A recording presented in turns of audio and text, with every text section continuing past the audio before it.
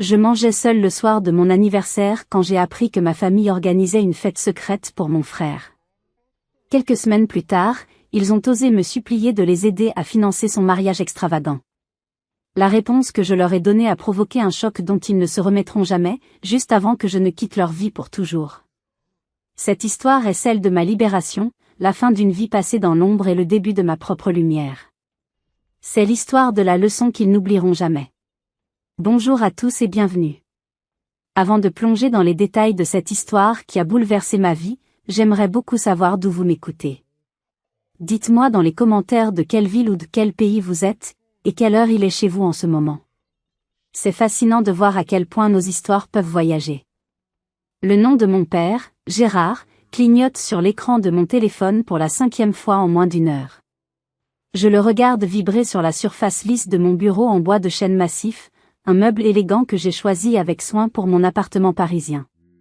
Ce bureau est à des années-lumière de la table de cuisine rayée et bancale de notre maison en Normandie, celle où je faisais mes devoirs d'enfant en essayant de me faire la plus petite possible. Par la grande baille vitrée, les toits de Paris et la tour Eiffel au loin scintillent sous le soleil de fin d'après-midi. J'habite au 6e étage d'un immeuble haussmannien, à plus de 200 km de la maison de campagne où j'ai appris à étouffer mes propres désirs pour ne pas faire d'ombre. Je fais à nouveau glisser mon doigt sur le bouton rouge « Ignorer ». Le silence revient, lourd et pesant. Ma chaise de bureau en cuir grince légèrement lorsque je me réinstalle. Quelques secondes plus tard, une notification de mail apparaît sur mon ordinateur.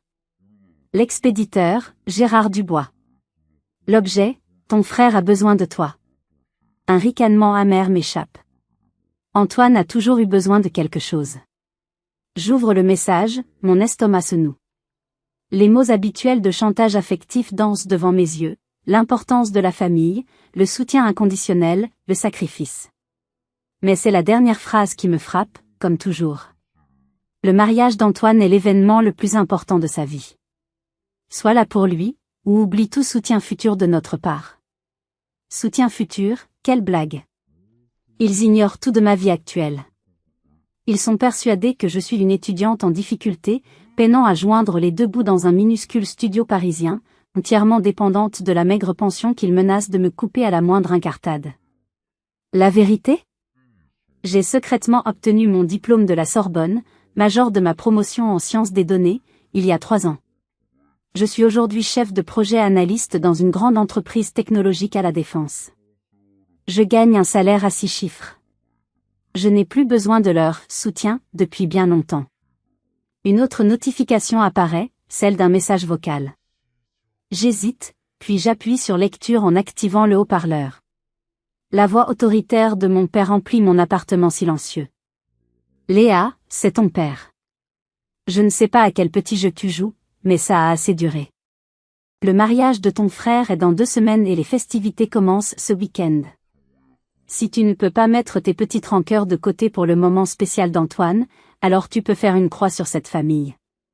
Ta mère est folle d'inquiétude. Rappelle-moi immédiatement. Folle d'inquiétude pour moi, ou pour l'image de la famille parfaite? Je connais la réponse. Je me lève et traverse la pièce jusqu'à une grande bibliothèque. Derrière une rangée de livres d'art, je sors un diplôme encadré, caché là depuis 3 ans. L'estampille dorée de l'université de la Sorbonne capte la lumière. Léa Dubois, master en sciences des données, mention très bien. Ce morceau de papier représente ma liberté, ma victoire silencieuse. Les vieilles habitudes ont la vie dure, et la peur irrationnelle de leur réaction m'a toujours empêché de l'accrocher au mur. Mon téléphone vibre à nouveau. Un SMS de ma mère, Sylvie. S'il te plaît, ma chérie, appelle. Ton père perd patience. Je jette un œil au calendrier sur mon bureau. L'extravagance de 2 semaines du mariage d'Antoine est entourée d'un cercle rouge furieux. 14 jours de cérémonie, de fêtes, et de séances photos pour le « jour parfait » de l'enfant roi. Un jour, j'ai cessé d'attendre leur approbation. Aujourd'hui, j'ai l'impression qu'ils vont me forcer à revenir sur le champ de bataille de mon enfance. Je soupire, la fatigue m'envahit. Ce n'est pas juste une question de mariage. C'est une question de respect. Le respect qu'ils ne m'ont jamais accordé. Je ne suis plus la petite fille invisible qu'ils peuvent manipuler. Je suis une femme indépendante et accomplie. Et il est peut-être temps qu'ils le découvrent. La question est, comment? Dois-je continuer à me cacher ou est-il temps de faire tomber le masque, quitte à provoquer un séisme familial? Le bip insistant de mon téléphone me tire de mes pensées et me ramène des années en arrière, à une soirée qui a scellé mon destin. C'était le jour de mes 18 ans. Un tournant, un passage à l'âge adulte. J'avais naïvement espéré, pour une fois, être le centre de l'attention. J'avais réservé une table dans la petite pizzeria du village, notre restaurant de fête habituel. J'avais mis ma plus belle robe, une robe simple que je m'étais achetée avec mes propres économies. J'ai attendu, assise seule à une table pour 4. Les minutes se sont étirées, devenant 1 heure. Le serveur me lançait des regards pleins de pitié. Mon téléphone est resté silencieux. Finalement, j'ai commandé une pizza pour moi toute seule, essayant de retenir les larmes qui me piquaient les yeux. C'est à ce moment-là que j'ai reçu un SMS de ma mère. Pas d'excuses, pas de « joyeux anniversaire ». Juste « désolé ma chérie, on a eu un imprévu.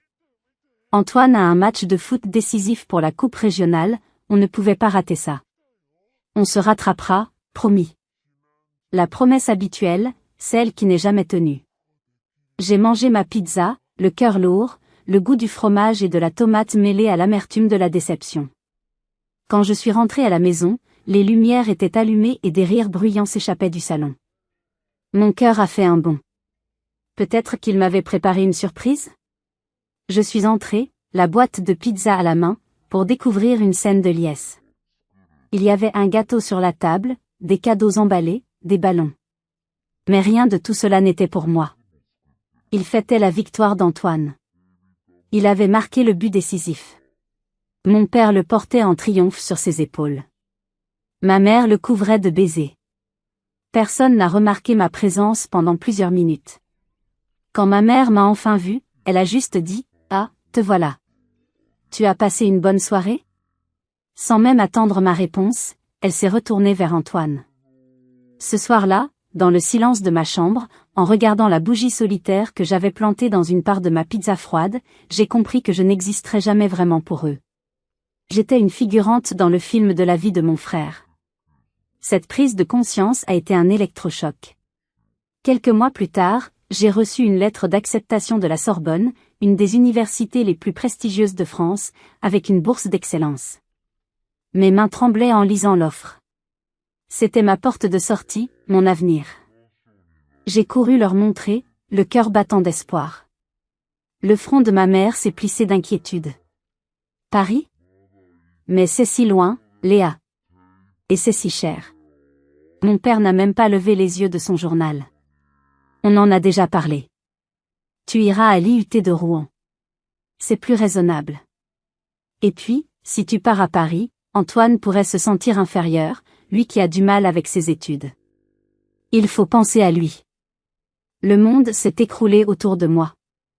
Ils n'ont pas saboté mon rêve par méchanceté, mais par une négligence si profonde qu'elle en devenait cruelle. Pour eux, mon ambition était une menace pour l'équilibre fragile de leur univers, un univers qui tournait entièrement autour d'Antoine. C'est là que la graine de la rébellion a germé. J'ai fait semblant d'accepter. J'ai hoché la tête, j'ai dit « Oui, papa ». Pendant l'été, j'ai secrètement finalisé mon inscription à la Sorbonne. J'ai trouvé un petit studio grâce à des forums étudiants. J'ai préparé mon départ dans le plus grand secret, créant un faux dossier d'inscription pour l'IUT de Rouen que j'ai laissé, négligemment, sur la table de la cuisine. Le jour de la rentrée, ils m'ont déposé à la gare, croyant que je prenais le train pour Rouen. Ils m'ont donné un peu d'argent de poche, m'ont souhaité bonne chance sans trop d'effusion. Ils étaient soulagés que je suive le chemin qu'ils avaient tracé pour moi. Mais une fois qu'ils ont eu le dos tourné, j'ai pris le premier train pour Paris. Avec 2 valises contenant toute ma vie et la rage de vaincre au cœur, je suis parti construire mon avenir, loin d'eux. C'était mon premier véritable acte d'indépendance, un acte audacieux et calculé, né du chagrin d'un anniversaire oublié. Et maintenant, des années plus tard, il me rappelait à l'ordre pour le mariage de ce même frère. L'ironie était presque comique. Il voulait que je revienne, que je reprenne ma place de spectatrice silencieuse. Mais la femme qu'ils appelaient n'était plus la même. J'avais construit une forteresse autour de mon cœur, et je n'étais pas sûre de vouloir leur en donner les clés. Que faire? Retourner là-bas et jouer leur jeu, ou rester à Paris et couper les ponts pour de bon? Après une nuit d'insomnie, à peser le pour et le contre, une décision étrange a pris forme dans mon esprit. Ce n'était ni la soumission, ni la fuite. C'était la confrontation. Je devais y retourner. Non pas pour eux, mais pour moi. Pour fermer ce chapitre de ma vie, une bonne fois pour toutes. J'ai ouvert mon ordinateur portable et, avec une détermination nouvelle, j'ai réservé un billet de TGV en première classe. Puis, j'ai loué une voiture de luxe, une belle berline allemande, pour le week-end. C'était une petite folie, une façon de me donner du courage, une armure pour la femme que j'étais devenue. Je ne reviendrai pas en tant que l'étudiante fauchée qu'ils imaginaient, mais en tant que Léa Dubois, la femme qui avait réussi seule. J'ai fait ma valise, un bagage de marque que je m'étais offert avec ma première prime. Entre les couches de vêtements de créateur, j'ai glissé mon diplôme encadré. C'était mon arme secrète, ma preuve ultime. Lorsque la voiture de location a crissé sur le gravier familier de l'allée, mon cœur s'est serré. La maison de mon enfance était méconnaissable, transformée en décor de magazine de mariage. Des guirlandes de tissu couleur ivoire étaient suspendues aux balustrades, et des cascades de roses blanches débordaient de grands vases posés sur les marches du perron. Une camionnette de fleuriste était garée devant, déchargeant encore plus de compositions florales. Ma mère a ouvert la porte avant même que je n'aie eu le temps de frapper. Ses cheveux, teints d'un blond miel parfaitement coiffé, ne laissaient dépasser aucune mèche. Léa, enfin. Son étreinte était rigide, trop brève, presque une mise en scène. Tu as finalement décidé de venir soutenir ton frère. Je suis si contente. Pas de questions sur mon voyage, sur ma vie. Juste le soulagement que la pièce manquante du puzzle familial était revenue à sa place. À l'intérieur, une odeur de vanille et de peinture fraîche flottait dans l'air. Chaque surface était recouverte de listes, de boîtes, de rubans. Mon père a émergé de son bureau, ses lunettes de lecture sur le nez. Il ne m'a pas embrassée. Il a juste hoché la tête en direction d'un presse-papier surchargé. Bien, tu es là. Il faut plier les livrets de messe et assembler ces sacs de bienvenue pour les invités. Il me tendit le presse-papier, comme si je n'étais qu'une employée de plus. Je viens à peine d'arriver, papa. Et maintenant, tu as quelque chose d'utile à faire, a-t-il rétorqué, sans lever les yeux de ses propres documents. Le message était clair, mon rôle ici n'était pas celui d'une fille, mais celui d'une petite main. C'est à ce moment qu'Antoine est apparu en haut de l'escalier, le téléphone collé à l'oreille, l'air exaspéré. Non, j'ai dit une disposition en cascade, pas en bouquet. Vous êtes littéralement en train de tout gâcher. Il m'a aperçu, m'a fait un signe de la main impatient, le geste universel pour dire « attends » avant de replonger dans sa conversation. Vous comprenez? C'est le jour le plus important de ma vie. Lorsqu'il a enfin daigné descendre, il m'a fait une bise dans le vide, près de ma joue. Léa, Dieu merci. Le traiteur menace de démissionner et maman est incapable de gérer le plan de table. Je suis contente de te voir aussi, Antoine, ai-je répondu avec une ironie qui lui a totalement échappé. Il a continué, parlant d'une surprise qu'il préparait pour la réception, d'une coordination essentielle. Son fiancé, Victor, est un homme absolument merveilleux, a précisé ma mère avec un grand sourire. Un génie de l'investissement, millionnaire grâce aux crypto-monnaies. Multimillionnaire, a corrigé Antoine avec une fierté évidente. Il sera là pour le dîner ce soir. Tu vas l'adorer. J'ai passé l'après-midi à plier des programmes et à remplir des sacs de dragées, redevenant l'ombre silencieuse de mon enfance. Il parlait autour de moi, mais jamais à moi. J'étais redevenue invisible. Mais cette fois, c'était différent. L'invisibilité était mon choix, mon camouflage. Il ne voyait que ce qu'il voulait voir, la petite Léa, la sœur effacée. Il n'avait aucune idée de la tempête qui se préparait en moi. Le dîner de ce soir promettait d'être intéressant. J'allais enfin rencontrer ce fameux Victor, le prince charmant qui avait réussi à charmer toute ma famille. Et j'avais bien l'intention de gratter un peu le vernis de sa perfection. L'analyste en moi était déjà en alerte. Car dans mon métier, quand quelque chose semble trop beau pour être vrai, c'est généralement le cas. Était-ce juste de la méfiance de ma part, ou mon instinct me disait-il déjà que ce mariage cachait un secret bien plus sombre? À 18h30 précise, la sonnette a retenti. Victor est arrivé, une bouteille de vin coûteuse à la main et un sourire éclatant qui, pourtant, n'atteignait pas ses yeux. Il était plus grand que je ne l'imaginais, avec ce charme lisse et impeccable qu'on voit dans les publicités pour montres de luxe. « Ah, la mystérieuse petite sœur se montre enfin », a-t-il dit en me serrant la main un peu trop fort.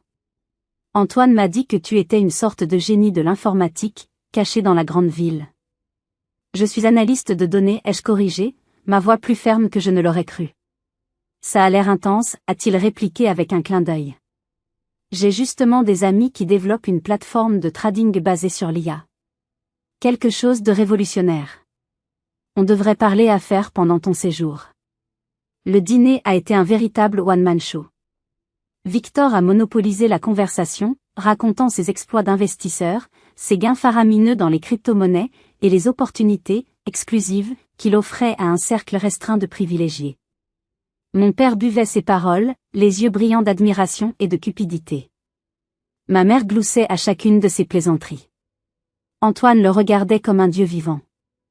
J'ai écouté attentivement, chaque parole, chaque hésitation. L'analyste en moi scannait les données, cherchant les failles. Alors, sur quelle plateforme opères-tu principalement?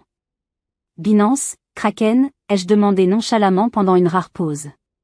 Le sourire de Victor s'est figé un instant. Un mélange, principalement. Beaucoup de plateformes privées, tu sais. Accès exclusif, grâce à mon réseau. Fascinant, ai-je poursuivi. Et où est le siège social de ton entreprise? Il a affiché un sourire mielleux. On est décentralisé, ma chère. C'est toute la beauté de la blockchain. Pas de bureau, pas de frontières. J'ai des partenaires à Singapour, à Zurich, à Dubaï. Il balayait mes questions d'un revers de main, comme si elles étaient insignifiantes. Mon père m'a lancé un regard d'avertissement. Léa, tout le monde n'a pas envie de parler travail à table. La conversation a dévié vers les détails du mariage, mais mon radar interne était en alerte maximale. Des réponses vagues, une terminologie à la mode mais imprécise, l'absence de détails concrets, tout cela sentait mauvais. Plus tard dans la soirée, alors que je cherchais des vases dans le bureau de mon père, je suis tombée sur une pile de documents sur son bureau. Ma curiosité l'a emporté. J'ai jeté un œil. C'étaient des papiers de la banque. Un contrat de refinancement de la maison, daté d'il y a 3 semaines. La maison dans laquelle j'avais grandi, presque tièrement payée, était désormais grevée d'une nouvelle hypothèque considérable. Une deuxième hypothèque. Mon sang s'est glacé. Pourquoi mes parents, si prudents financièrement, auraient-ils fait une chose pareille? C'est là que tout s'est connecté dans mon esprit. Les histoires de Victor. L'admiration de mon père. La nouvelle hypothèque. Une vague de nausée m'a submergé. Il n'avait pas pu être aussi stupide. À ce moment précis, j'ai entendu des voix étouffées provenant de la salle à manger voisine. C'étaient mes parents. Gérard, es-tu vraiment sûr de cette deuxième hypothèque? Le ton inquiet de ma mère m'a figé sur place. C'est un investissement, Sylvie. C'est l'héritage d'Antoine que nous construisons. Victor a garanti un rendement d'au moins 20%. Tu ne comprends rien aux affaires, laisse-moi gérer ça, a coupé mon père, sa voix dure et cassante. C'est comme ça qu'on bâtit une vraie fortune. Je me suis appuyé contre le mur, le souffle coupé, mon cerveau d'analyste tournant à plein régime. Seconde hypothèque, épargne familiale, l'héritage, tout misé sur la « super opportunité » de Victor. C'était un schéma classique. Un schéma d'escroquerie.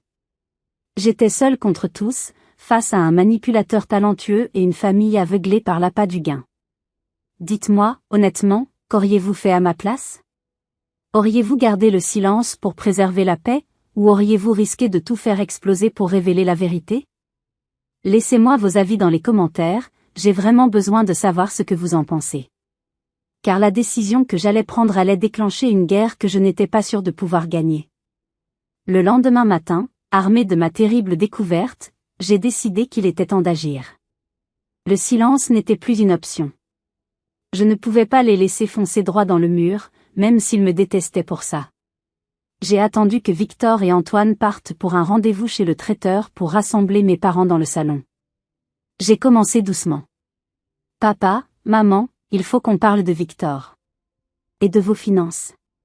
Mon père n'a pas levé les yeux de son journal. Qu'est-ce qu'il y a encore? J'ai relevé des incohérences majeures dans ce qu'il raconte. Sa façon de décrire ses investissements en crypto, ça ne correspond pas du tout à la réalité des marchés. Les rendements qu'il promet sont irréalistes. Ma mère a poussé un soupir dramatique. Honnêtement, Léa, tu as toujours été jalouse du bonheur de ton frère. Tu ne supportes pas de le voir réussir avec un homme aussi exceptionnel. Ce n'est pas de la jalousie, c'est des mathématiques, ai-je répliqué, ma voix montant d'un cran. Les schémas qu'il décrit ressemblent à une pyramide de Ponzi, pas à un investissement légitime. Mon père a finalement posé son journal, son expression s'était durcie. Tu ne comprends pas les affaires à ce niveau, Léa. Tout ne se résume pas à tes petits tableaux Excel. Il y a des choses qui te dépassent. Comme prendre une deuxième hypothèque sur la maison pour tout lui donner, ai-je lâché. Le silence qui a suivi a été glacial. Le visage de ma mère est devenu livide. Mon père s'est levé, furieux. Comment oses-tu fouiller dans mes affaires? Ça ne te regarde pas. Au même moment, la porte d'entrée s'est ouverte. Antoine et Victor sont entrés, riant, avant de sentir instantanément l'atmosphère tendue. Que se passe-t-il? A demandé Antoine. Ta sœur, a craché mon père, a des doutes sur les affaires de Victor. Elle nous accuse d'être des idiots. Le visage d'Antoine s'est décomposé. Il s'est tourné vers moi, les yeux pleins de rage et de larmes. Sérieusement? Tu débarques après des années de silence et la première chose que tu fais, c'est d'essayer de gâcher la meilleure chose qui me soit arrivée dans la vie? Tu as toujours été jalouse de moi. Jalouse. Le mot « jalouse » résonnait dans mes oreilles comme une insulte. J'essaie de te protéger, espèce d'idiot. Me protéger? En évitant tous les préparatifs et en accusant mon fiancé d'être un criminel? Tu ne supportes pas que j'ai trouvé quelqu'un d'incroyable alors que tu vis seul à Paris, à faire je ne sais quel job ennuyeux pour payer tes factures. Je ravalais la vérité sur mon « job ennuyeux » qui payait probablement le double de tout ce qu'il pourrait gagner en 10 ans. Au lieu de cela, j'ai sorti les documents que j'avais imprimés la veille au soir, les étalant sur la table basse. Les articles, les témoignages, les photos. Regardez. Regardez son visage. Il s'appelait Marc à Lyon, Julien à Bordeaux. Même histoire, même méthode. Victor a pâli légèrement, mais s'est vite repris. Il a ri, un rire un peu trop forcé.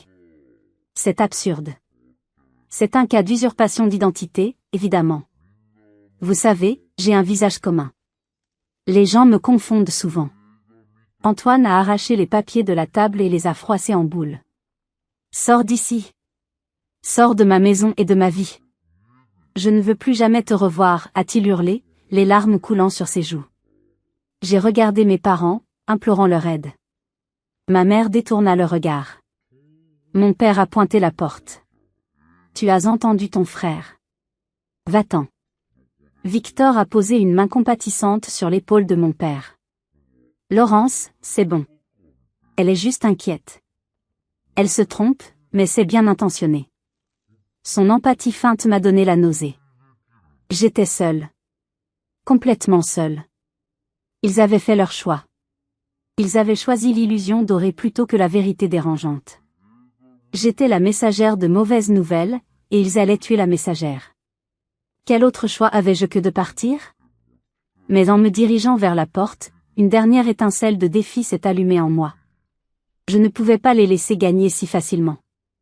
Alors que ma main se posait sur la poignée de la porte, une force nouvelle m'a envahi. Ce n'était pas de la colère, mais une clarté froide et tranchante. J'avais passé toute ma vie à me plier, à m'effacer. C'était terminé. Je me suis retournée, lentement, et j'ai fait face à ma famille et à l'imposteur qui se tenait parmi eux. Non, ai-je dit, ma voix résonnant dans le silence stupéfait. Je ne partirai pas. Mon père a froncé les sourcils. Qu'est-ce que tu racontes? Je ne partirai pas, ai-je répété. Parce que vous avez besoin d'entendre la vérité, même si elle vous fait mal. La vérité, a raillé Antoine. La vérité, c'est que tu ne supportes pas mon bonheur. C'est à ce moment-là que j'ai décidé de faire sauter la banque. D'abattre la dernière carte que je gardais cachée. Vous voulez parler de vérité? Très bien.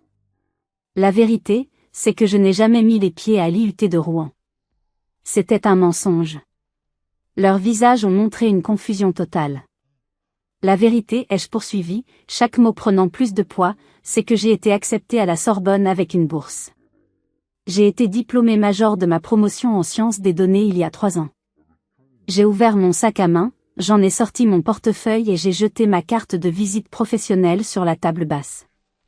Léa Dubois, chef de projet analyste, Fusion Tech. La vérité, ai-je continué, ma voix tremblante mais ferme, c'est que je gagne un salaire à 6 chiffres. Je me suis débrouillée toute seule depuis l'âge de 18 ans, sans un centime de votre part. Votre menace de me couper les vivres est une vaste blague. Le silence dans la pièce était si total qu'on aurait pu entendre une mouche voler.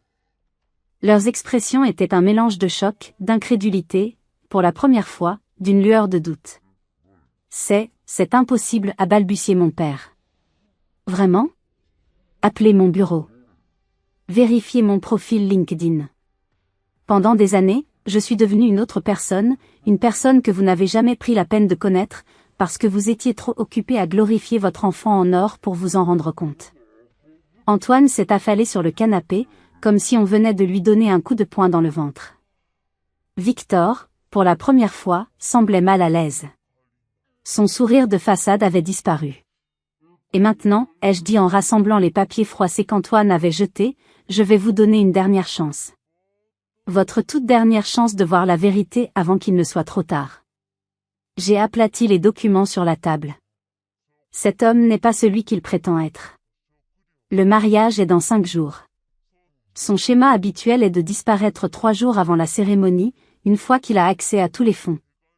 Un éclair de calcul a traversé le regard de Victor avant que son masque de sympathie ne réapparaisse.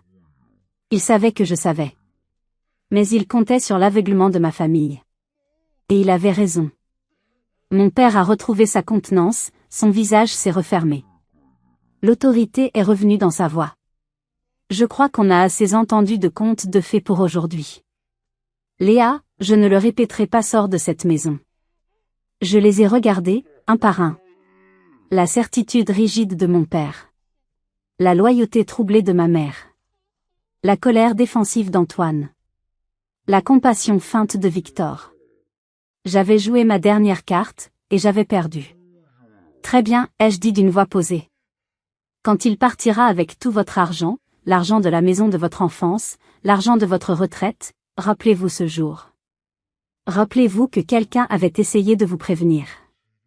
La porte d'entrée m'a semblé bien plus lourde que dans mes souvenirs. En la refermant derrière moi, j'ai compris une chose terrible. Parfois, les gens préfèrent le mensonge confortable à la vérité qui dérange. Parfois, on ne peut pas sauver les gens d'eux-mêmes. En montant dans ma voiture, je me suis sentie vide. J'avais tout tenté. J'avais révélé mon plus grand secret, non pas par fierté, mais par désespoir. Et cela n'avait servi à rien. Était-ce vraiment la fin? Avais-je vraiment fait tout ce que je pouvais? Le retour en train vers Paris a été un long tunnel de silence et de réflexion. Chaque cliquetis des roues sur les rails semblait scander « J'ai tout perdu, j'ai tout perdu ». En arrivant dans mon appartement, mon sanctuaire, je me suis sentie comme une étrangère. Les murs qui me semblaient si protecteurs quelques jours auparavant me paraissaient maintenant froids et vides. J'avais exposé ma plus grande vulnérabilité, ma réussite secrète, et il l'avait rejetée comme le reste. J'ai posé mon diplôme, que j'avais ramené avec moi, sur la table. Il me semblait maintenant stupide et sans valeur. À quoi bon réussir si les gens qui sont censés vous aimer le plus ne peuvent même pas le voir? Les 2 jours suivants ont été les plus longs de ma vie. J'ai posé des jours de congé, incapable de me concentrer sur mon travail. Je passais mes journées à errer dans mon appartement, le téléphone posé face contre table. Je ne voulais pas de leurs appels de colère, de leurs messages d'insultes. Je m'attendais à une avalanche de reproches pour avoir gâché l'ambiance des derniers jours avant le mariage. Mais il n'y a eu rien. Un silence total, assourdissant. Ce silence était presque pire que les cris. Il signifiait qu'ils avaient choisi leur camp. Ils m'avaient effacé de l'équation, rayé de la photo de famille. La douleur était sourde, profonde. C'était le deuil d'une famille que je n'avais, en réalité, jamais eue. Je me suis forcé à sortir, à marcher le long de la Seine, essayant de me perdre dans la foule anonyme des touristes et des Parisiens.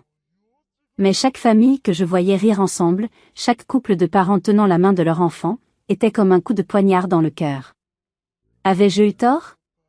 Aurais-je dû me taire, les laisser faire leur erreur et simplement disparaître comme je l'avais fait des années auparavant? Le doute me rongeait. C'est une chose de choisir de partir. C'en est une autre d'être chassé. La question tournait en boucle dans ma tête, une question que je vous pose maintenant. Sommes-nous tenus d'aider notre famille, même lorsqu'elle nous a fait du mal, ou est-ce que fixer des limites et partir est parfois le plus grand acte de respect envers soi-même? Le soir du deuxième jour, 3 jours avant la date fatidique du mariage, je me suis préparé un dîner simple, assise seule devant ma baie vitrée. Le ciel de Paris s'embrasait de couleurs roses et oranges.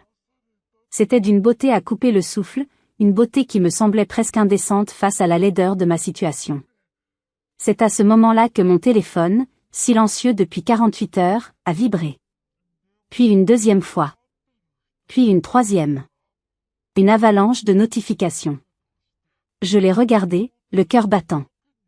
Je savais ce que cela signifiait. Le château de cartes s'était effondré. J'ai attendu 1 heure entière avant d'oser le retourner. L'écran affichait 17 appels manqués de mon père, ma mère et Antoine. 23 messages textes. 5 messages vocaux. Mon doigt a tremblé en appuyant sur le premier message vocal, celui de mon père.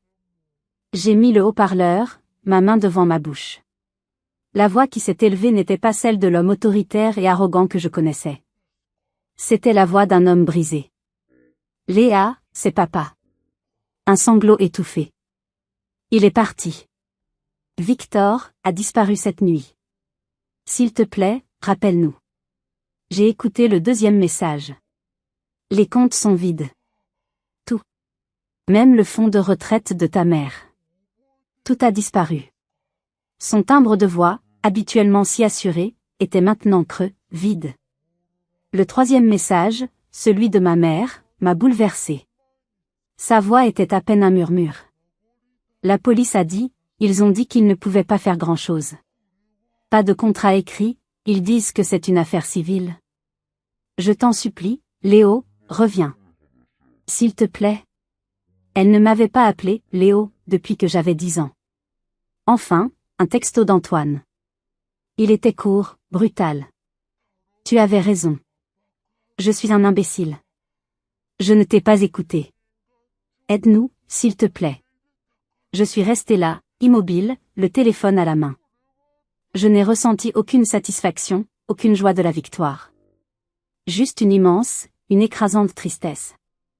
Ils m'avaient poussé dehors, et maintenant, ils me suppliaient de revenir pour nettoyer les débris. J'étais leur dernier recours. Le dernier domino. Et ma prochaine décision allait tout changer. Je suis restée assise dans le silence de mon appartement pendant ce qui m'a semblé une éternité, le téléphone encore chaud dans ma main. Les voix brisées de ma famille résonnaient dans ma tête. Leurs supplications étaient un mélange toxique de désespoir, et je le savais, d'une attente implicite. Ils ne m'appelaient pas seulement pour que je leur dise « je vous l'avais bien dit ». Ils m'appelaient parce qu'ils se souvenaient de ce que j'avais dit « je gagne un salaire à 6 chiffres ». Ils ne voyaient pas en moi leur fille qu'ils avaient blessée, mais une bouée de sauvetage financière. Un portefeuille sur pattes.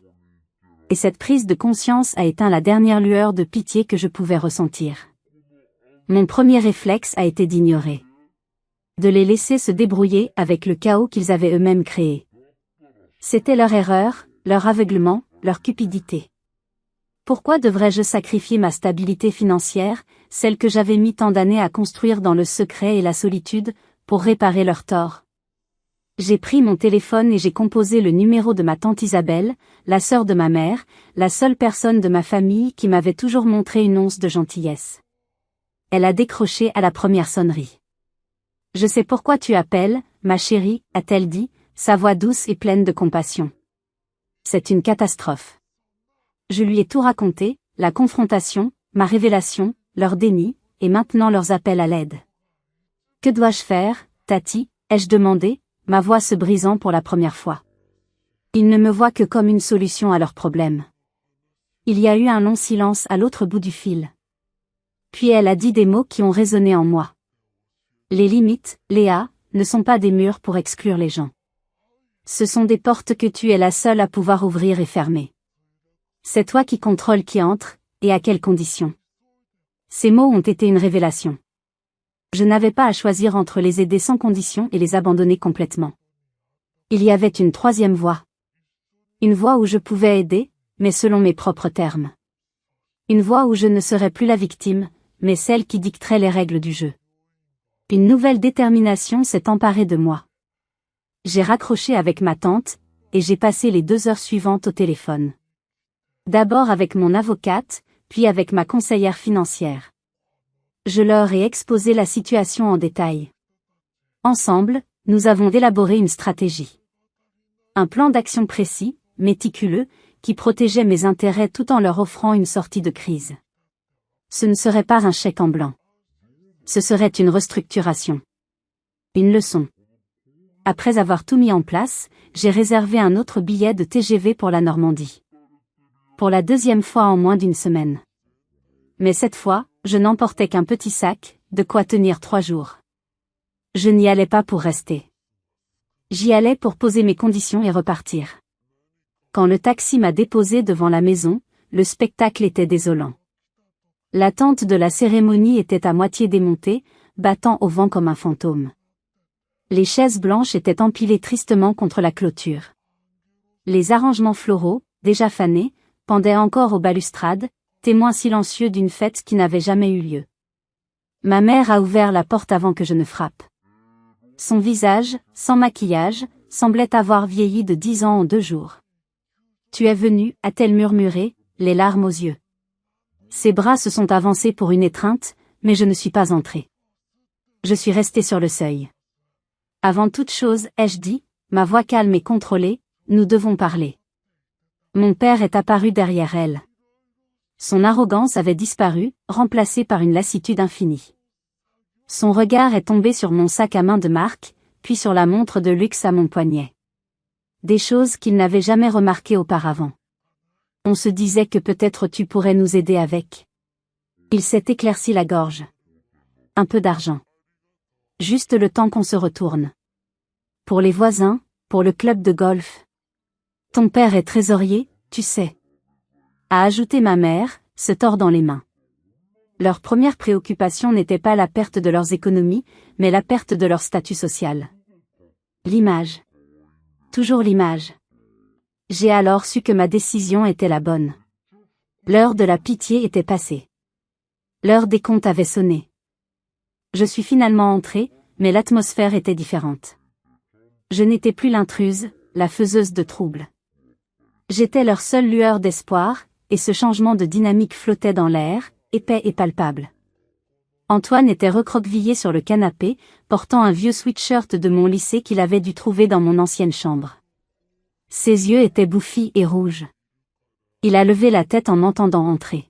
« Si seulement je t'avais écouté » a-t-il murmuré, sa voix rauque. « Mais tu es parti quand j'avais le plus besoin de toi. Tu fais toujours ça. » L'audace de sa remarque, même dans sa détresse, a failli me faire éclater de rire. Il me reprochait de l'avoir abandonné, alors qu'il m'avait littéralement chassé. La victimisation était décidément un trait de famille. J'ai ignoré son commentaire et j'ai posé mon sac sur la table basse. Le salon me paraissait plus petit, plus étouffant qu'avant. Les murs étaient toujours couverts des trophées de football d'Antoine. Pas une seule photo de ma remise de diplôme, pas un seul souvenir de mes réussites. Un musée à la gloire du fils prodige, même après sa chute. « Je peux vous aider » ai-je commencé, ma voix ferme coupant court à leurs lamentations naissantes. Mais pas pour tout. Et pas sans condition. Mon père s'est redressé, une lueur de son ancienne autorité revenant dans ses yeux. « Léa, en tant que ton père, je Je l'ai interrompu d'un geste de la main. Non. Aujourd'hui, ce n'est pas le père qui parle à sa fille. C'est un homme en difficulté financière qui parle à la seule personne qui peut l'aider. Et cette personne, c'est moi. Donc, ce sont mes règles. Le choc sur leur visage était total. Ils n'avaient jamais entendu ce ton de ma part. Je peux vous aider à porter plainte correctement, ai-je continué en comptant sur mes doigts. Je peux vous mettre en contact avec un de mes collègues spécialisés dans la fraude financière. Je peux vous mettre en relation avec une avocate redoutable, experte dans ces cas. Je peux vous aider à naviguer dans le cauchemar administratif qui vous attend. J'ai fait une pause, les laissant absorber l'information. Mais, ai-je ajouté, et ce mot pesait une tonne, je ne remplacerai pas l'argent que vous avez perdu. Je ne mettrai pas ma sécurité financière, celle que j'ai bâtie seule, en péril pour payer les pots cassés d'une situation contre laquelle je vous avais explicitement mis en garde. Le silence est tombé, lourd et pesant.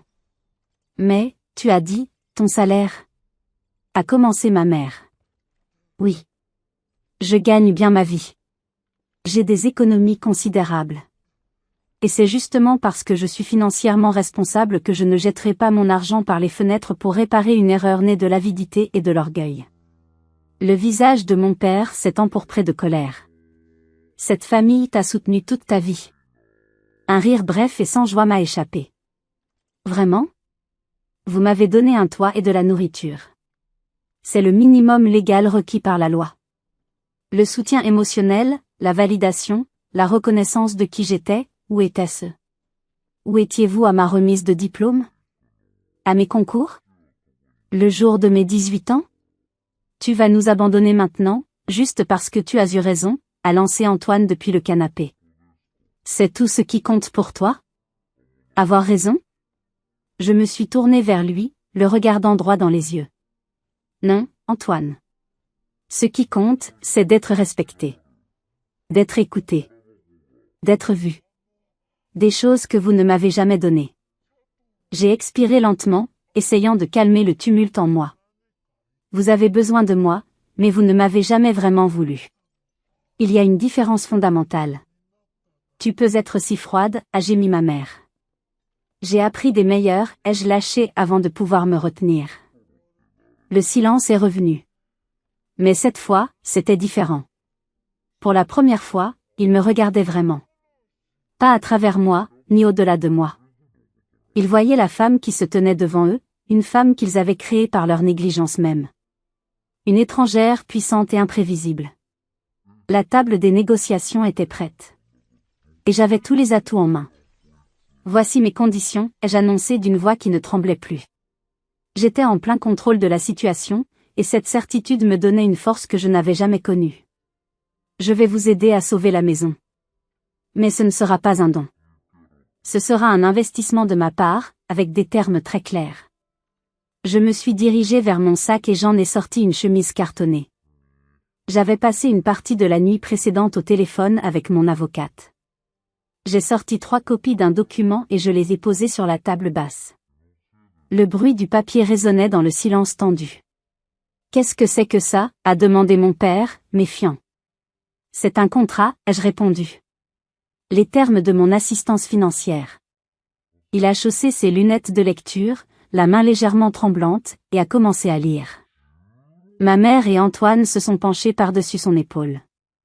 Premièrement, ai-je expliqué, je vais solder la 2e hypothèque. Le paiement sera un versement unique, effectué directement de mon compte à la banque. L'argent ne transitera jamais par vos comptes. Ceci n'est pas une relation de dépendance continue, c'est une résolution de crise. Deuxièmement, la consolidation de vos dettes de carte de crédit sera gérée par une conseillère financière que j'ai choisie. Elle vous contactera demain pour mettre en place un plan de remboursement strict. Vous devrez le suivre à la lettre. C'est absurde, a réagi mon père, mais ses yeux ne quittaient pas les pages. Il continuait à lire. Et troisièmement, ai-je dit en tapotant la 2e page du document. Il y a la reconnaissance. Ma mère a levé les yeux vers moi, confuse. La reconnaissance de quoi ? J'ai pris une profonde inspiration. C'était la partie la plus difficile, mais aussi la plus nécessaire. Cette page stipule que vous, Gérard et Sylvie Dubois, reconnaissez avoir, pendant des années, favorisé un enfant au détriment de l'autre, créant un environnement de négligence affective. Elle précise que ce comportement a causé un préjudice moral et a forcé l'enfant négligé, c'est-à-dire moi, à construire sa vie et sa carrière dans le secret et l'isolement. En signant, vous acceptez la pleine responsabilité de vos actes et de leurs conséquences. Ma mère a poussé un cri étranglé, comme si je l'avais frappée. Jamais. Jamais je ne signerai une chose pareille. C'est monstrueux. Alors je m'en vais, ai-je dit calmement en commençant à ranger mes affaires.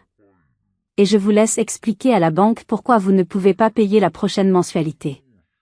Je vous laisse gérer les créanciers. Je vous laisse expliquer à tous vos amis du club de golf comment vous avez tout perdu. Un silence de plomb s'est abattu sur la pièce.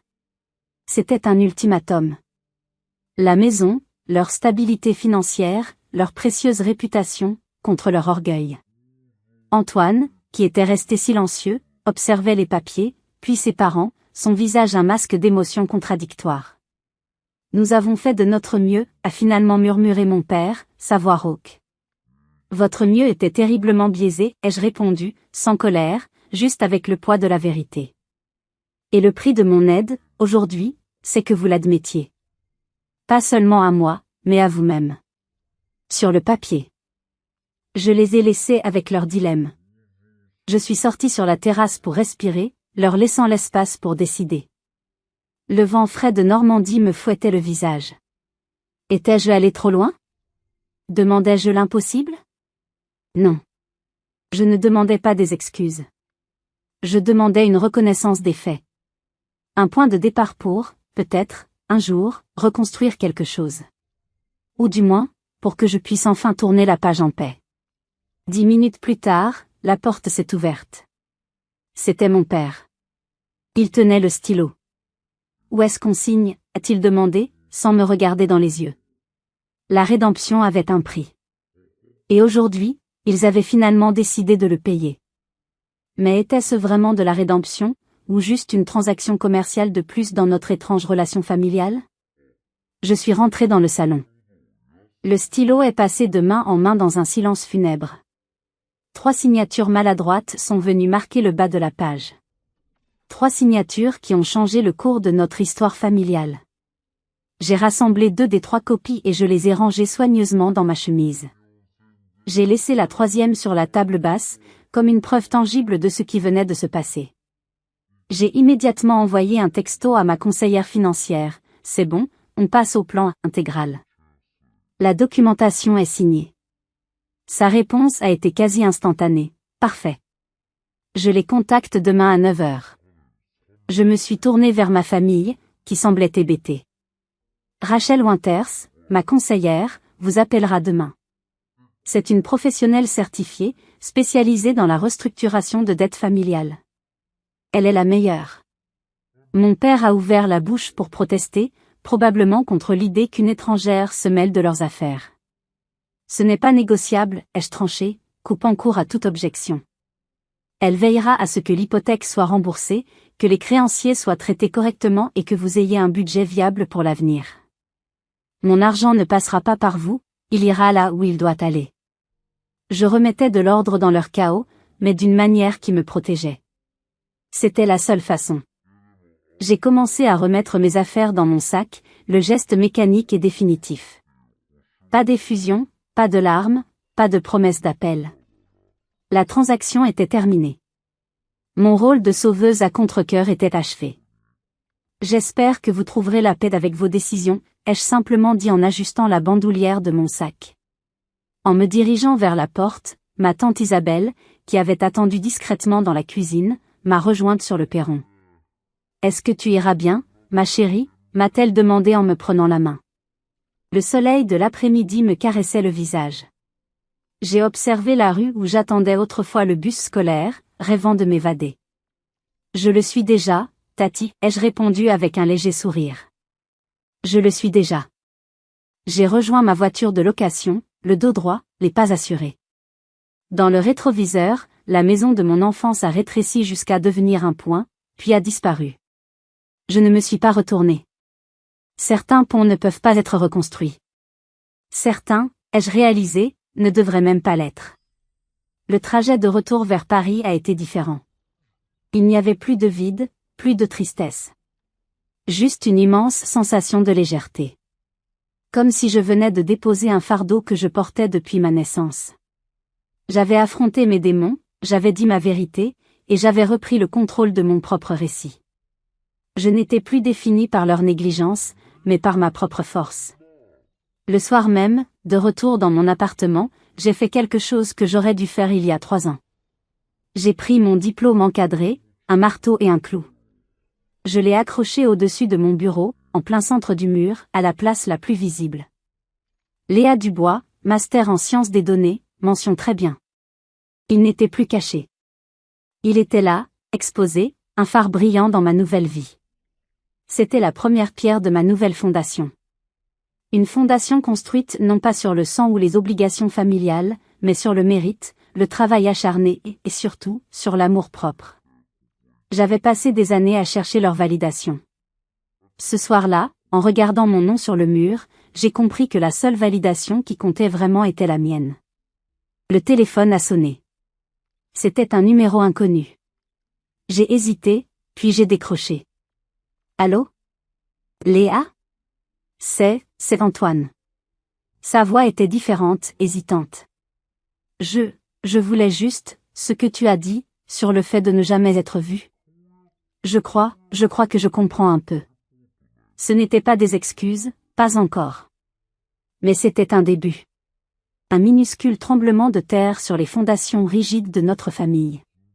Était-il possible que de cette destruction puisse naître quelque chose de nouveau, de plus honnête? Je n'avais pas la réponse, mais pour la première fois, l'avenir ne me semblait plus être un chemin solitaire. 1 an s'est écoulé. 1 an de silence, de reconstruction et de croissance. Je n'ai pas revu ma famille.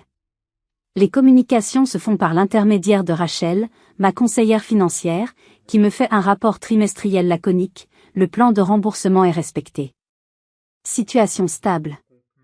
Parfois, ma tante Isabelle m'appelle pour me donner des nouvelles plus personnelles. Mes parents ont vendu la grande maison, trop lourde de dettes et de mauvais souvenirs. Ils vivent désormais dans un appartement plus modeste en ville. Mon père a pris sa retraite anticipée. Antoine, après une période difficile, a trouvé un emploi stable et, chose incroyable, il suit une thérapie.